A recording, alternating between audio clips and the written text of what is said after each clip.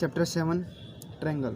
आज हम इंट्रोडक्शन पढ़ेंगे इसके बारे में, बेसिक इंट्रोडक्शन क्या होता है ट्रायंगल। तो ट्रायंगल जैसे कि हमारे पास बेसिक इंट्रोडक्शन हम आज पढ़ेंगे। ट्रायंगल होता क्या, पहले हम ये जानेंगे। जो ट्रायंगल होता है, triangle is a close shape with 3 sides. Triangle can be classified into 2 ways. इसके अंदर 3 साइड्स होते हैं एंड एंगल होता है। बाय साइड के द्वारा हम डिफाइन करते हैं और बाय एंगल के द्वारा। जैसा कि ये हमारे पास ये शेप दिया हुआ है, ये हम ABC मान लेते हैं। ये जो होता है साइड होता है ये, और ये एंगल होता है। ये एंगल हमारे पास दिए होते हैं। तो जिसमें ये क्लोज शेप होता है विद 3 साइड्स होते हैं। इसके अंदर 1 2 3 साइड्स हैं और एंगल होते हैं, 3 एंगल होते हैं। तो इस तरह से हम इसे क्लासीफाई करते हैं। अब आता है हमारे पास types of triangle by sides.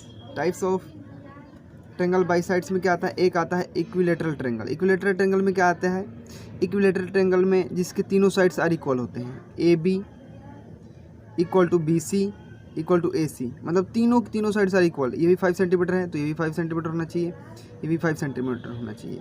इसे हम लिख सकते हैं जो AB है ना वो इक्वल है BC के, जो BC इक्वल है AC के, मतलब तीनों एक दूसरे को इक्वल होंगे। तो इसे क्या कहते हैं, इक्विलेटरल ट्रायंगल। अब एक और आता है हमारे पास आइसोसेलेस ट्रायंगल। आइसोसेलेस ट्रायंगल क्या होता है, जिसमें 2 साइड्स आर इक्वल ओनली। तो इसमें ये PQ इक्वल है किसके, PR के, तो 6, ये भी 6 है, ये क्या है 5 है।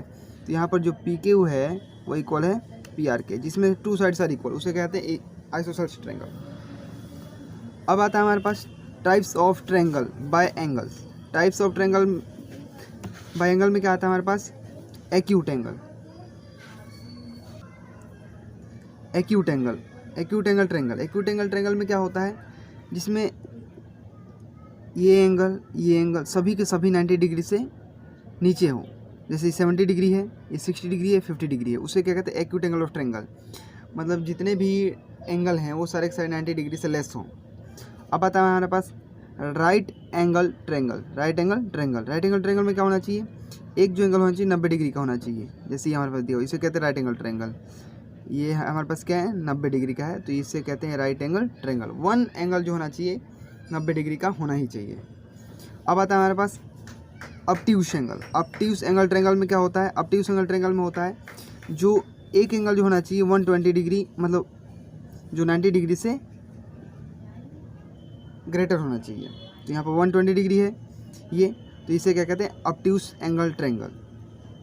अब जो मेन इंपॉर्टेंट पार्ट आता है इसका, congruence of triangle. Congruence of triangle में क्या होता है, it means equal figure whose shape and size are both same. जो इसमें क्या होना चाहिए, उनका जो फिगर है वो इक्वल होना चाहिए, शेप्स इक्वल होना चाहिए। इट मीन्स जो फिगर में होना चाहिए सारे के सारे साइड इक्वल होने चाहिए, शेप इक्वल होना चाहिए, उनका जो साइज़ है वो भी इक्वल होना चाहिए, बोथ हर सेम होना चाहिए। तो जैसे हमारे पास ये हमने लिया फिगर में क्या हमारे पास ABC PQR। तो यहाँ पर जो AB है ना, AB है, जो AB PQ के इक्वल है, ये वाला है जो इसके इक्वल है। BC QR के इक्वल है। तो इनका जो शेप और साइज दोनों सेम है। AC किसके इक्वल है, PR के, इसके इक्वल हो गया। तो यहाँ पर हम कह सकते हैं जो ABC है ना वो कॉन्ग्रुएंस है ट्रायंगल PQR के। तो ये जो साइन है ये कॉन्ग्रुएंस का साइन है। ये इस तरह से हम प्रूव कर सकते हैं कि ये दोनों कॉन्ग्रुएंस है।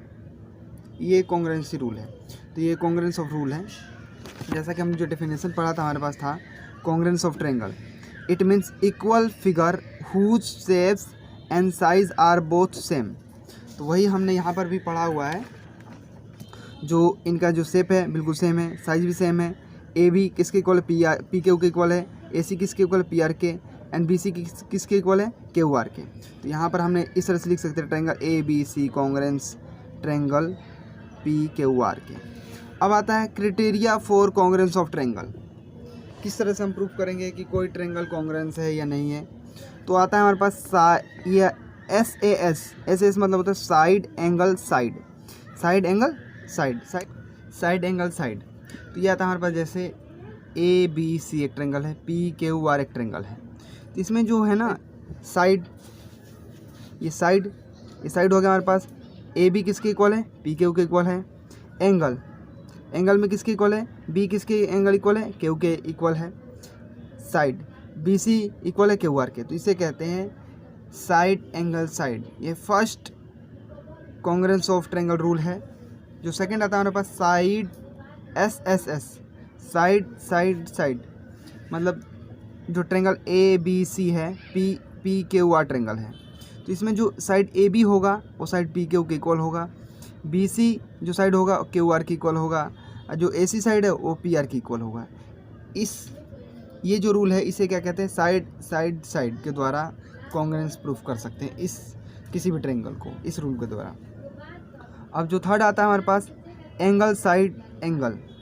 इसमें जो होगा, जो एंगल बी है वो एंगल क्यू के इक्वल होगा, और जो एंगल सी है वो क्यू आर के इक्वल है, और जो साइड है वो बी सी इक्वल होगा क्यू आर के। तो यहाँ पर हम कह सकते हैं जो ट्रायंगल ए बी सी है, जो ट्रायंगल ए बी सी है, ये ट्रायंगल ए बी सी है, ट्रायंगल पी क्यू आर के कॉन्ग्रुएंस है इस रूल के द्वारा।